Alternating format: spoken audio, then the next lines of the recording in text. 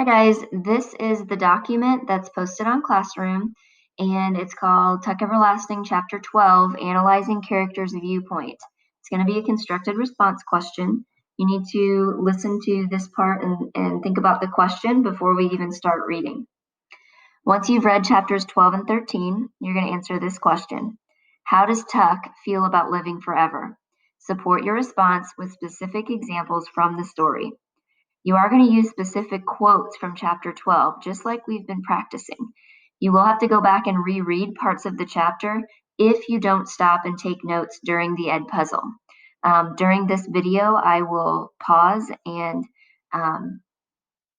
encourage you to write down a quote from the paragraphs that have just been read.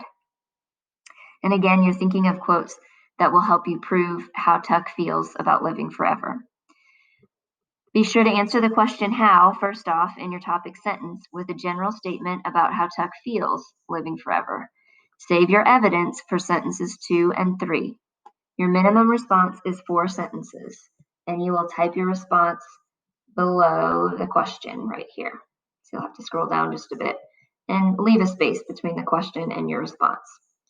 So again, how does Tuck feel about living forever? Support your response with specific examples from the story. Here we go. So chapter 12 starts on page 47 in the hardback book, and I'm not sure in the paperback book. I'll try to remember to write that on the board tomorrow. So if you need to, pause the video to make sure you get to the right page 47. Follow along as I read. The sky was a ragged blaze of red and pink and orange, and its double trembled on the surface of the pond like color spilled from a paint box. The sun was dropping fast now, a soft red sliding egg yolk, and already to the east there was a darkening to purple. Winnie, newly brave with her thoughts of being rescued, climbed boldly into the rowboat. The hard heels of her buttoned boots made a hollow banging sound against its wet boards, loud in the warm and breathless quiet. Across the pond a bullfrog spoke a deep note of warning. Tuck climbed in, too, pushing off, and settling the oars into their locks, dipped them into the silty bottom in one strong pull. The rowboat slipped from the bank then, silently, and glided out, tall water grasses whispering away from its sides, releasing it. Here and there the still surface of the water dimpled, and bright rings spread noiselessly and vanished. Feeding time, said Tuck softly. And Winnie, looking down, saw hosts of tiny insects skittering and skating on the surface. Best time of all for fishing, he said, when they come up to feed. He dragged on the oars. The rowboat slowed and began to drift gently toward the farthest end of the pond. It was so quiet that Winnie almost jumped when the bullfrog spoke again. And then from the tall pines and birches that ringed the pond, a wood thrush caroled. The silver notes were pure and clear and lovely. Know what that is, all around us, Winnie? Said Tuck, his voice low. Life. Moving, growing, changing. Never the same 2 minutes together. This water, you look out at it every morning and it looks the same. But it ain't. All night long it's been moving. Coming in through the stream back there to the west, slipping out through the stream down east here, always quiet, always new, moving on. You can't hardly see the current, can you? And sometimes the wind makes it look like it's going the other way. But it's always there. The water's always moving on, and someday, after a long while, it comes to the ocean. They drifted in silence for a time. The bullfrog spoke again, and from behind them, far back in some reedy secret place, another bullfrog answered. In the fading light, the trees along the banks were slowly losing their dimensions, flattening into silhouettes, clipped from black paper and pasted to the paling sky. So there's our vocab word, silhouettes. So as the sun is setting, the light is fading. The trees along the banks from the rowboat, they're looking just like dark shadows. You can only see the outlines of them, silhouettes. The voice of a different frog, hoarser and not so deep, croaked from the nearest bank. Know what happens then, said Tuck, to the water?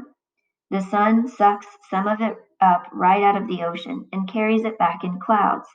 And then it rains, and the rain falls into the stream, and the stream keeps moving on, taking it all back again. It's a wheel, Winnie. Everything's a wheel, turning and turning, never stopping. The frogs is part of it, and the bugs, and the fish, and the wood thrush too, and people, but never the same ones, always coming in new, always growing and changing, and always moving on. That's the way it's supposed to be. That's the way it is. All right, so I'm going to pause the video here soon and use your paper and pencil. And just in these few paragraphs that we've read, go back and skim and reread and pull a quote, put quotation marks around it, of something that Tuck said that is evidence of how he feels about living forever.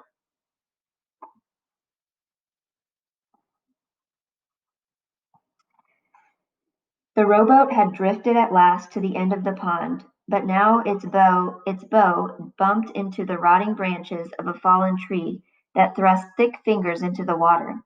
And though the current pulled at it, dragging its stern sidewise, the boat was wedged and could not follow. The water slipped past it, out between clumps of reeds and brambles, and gurgled down a narrow bed, over stones and pebbles, foaming a little, moving swiftly now after its slow trip between the pond's wide banks. And farther down Winnie could see that it hurried into a curve, around a leaning willow, and disappeared. It goes on, Tuck repeated, to the ocean. But this rowboat now, it's stuck. If we didn't move it out ourselves, it would stay here forever, trying to get loose, but stuck. That's what us Tucks are, Winnie. Stuck, so's we can't move on.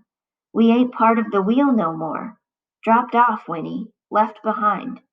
And everywhere around us, things is moving and growing and changing. You, for instance, a child now, but someday a woman. And after that, moving on to make room for the new children. I'm going to pause again. Something, at least a line that Tuck said here, a specific quote that shows how he feels about living forever. Winnie blinked, and all at once her mind was drowned with understanding of what he was saying. For she, yes, even she, would go out of the world willy-nilly some day. Just go out like the flame of a candle, and no use protesting. It was a certainty. She would try very hard not to think of it, but sometimes, as now, it would be forced upon her. She raged against it, helpless and insulted, and blurted at last, "I don't want to die." "No," said Tuck calmly, "not now. Your time's not now. But dying's part of the wheel, right there next to being born. You can't pick out the pieces you like and leave the rest. Being part of the whole thing, that's the blessing. But it's passing us by, us Tucks. Living's heavy work, but off to one side, the way we are, it's useless, too. It don't make sense. If I knowed how to climb back on the wheel, I'd do it in a minute. You can't have living without dying. So you can't call it living what we got. We just are. We just be. Like rocks beside the road." Oh my goodness. So that paragraph that I just read there, that last paragraph, has so many different pieces of evidence that shows how Tuck feels.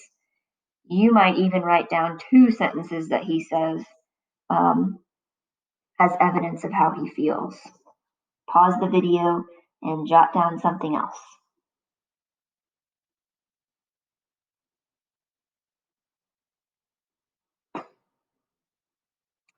Tuck's voice was rough now, and Winnie, amazed, sat rigid. No one had ever talked to her of things like this before. "I want to grow again," he said fiercely, "and change. And if that means I got to move on at the end of it, then I want that too." "Listen, Winnie, it's something you don't find out how you feel until afterwards. If people knowed about the spring down there in Tree Gap, they'd all come running like pigs to slops. They'd trample each other trying to get some of that water. That'd be bad enough, but afterwards, can you imagine? All the little ones little forever. All the old ones old forever. Can you picture what that means? Forever? The wheel would keep on going round, the water rolling by to the ocean, but the people would have turned into nothing but rocks by the side of the road, 'cause they wouldn't know till after, and then it'd be too late. He peered at her, and when he saw that his face was pinched with the effort of explaining, "Do you see now, child? Do you understand? Oh, Lord, I just got to make you understand." There was a long, long moment of silence. Winnie, struggling with the anguish of all these things, could only sit hunched and numb, the sound of the water rolling in her ears. There's another vocabulary word, anguish. It was black and silky now. It lapped at the sides of the rowboat and hurried on around them into the stream. And then, down the length of the pond, a voice rang out. It was Miles, and every word across the water came clearly to their ears. "Pa, Pa, come back. Something's happened, Pa. The horse is gone. Can you hear me? Someone stole the horse." Oh no. Okay, so again, probably not the last two paragraphs, but that big paragraph on page 50. See if there's maybe one more quote that Tuck said that shows how he feels about living forever. So I stopped, 3 or 4 times here? So you probably have several, or you should have several different quotes written down. You might decide you don't need some of them. Remember, when you write your response, you really only need 2 pieces of evidence that shows how Tuck feels. But now that you've written down some ideas, you'll need to come up with an idea of how does he feel. You would have to answer that question. How does Tuck feel about living forever? And then you would support it with 2 pieces of evidence that you wrote down already on your piece of paper. If you don't like the evidence you wrote on your paper, you can always go back to the chapter and skim and reread and find something that fits well with your topic sentence. You notice chapter 13 is only one page, like half a page long, so I am going to go ahead and read chapter 13. Sometime later, the man in the yellow suit slipped down from the saddle and tied the Tuck's old horse to a bar of the Foster's fence. Okay, so the man in the yellow suit must have followed them, and he's the one who stole the horse. He tried the gate. It was unlocked. He pushed through and strode up the path to the door of the cottage. Though it was very late now, almost midnight, the windows glowed golden. The family had not gone to bed. The man in the yellow suit took off his hat and smoothed his hair with long white fingers. Then he knocked at the door. It was opened at once by Winnie's grandmother, and before she could speak, the man said quickly, "Ah, good evening. May I come in? I have happy news for you. I know where they've taken the little girl."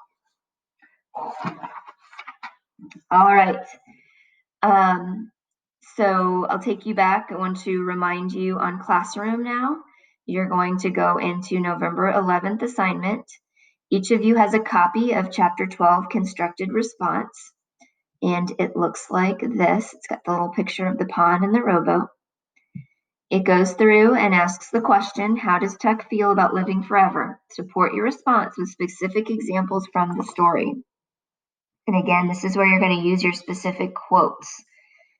Be sure to answer the question word how in your topic sentence with a general statement about how Tuck feels about living forever.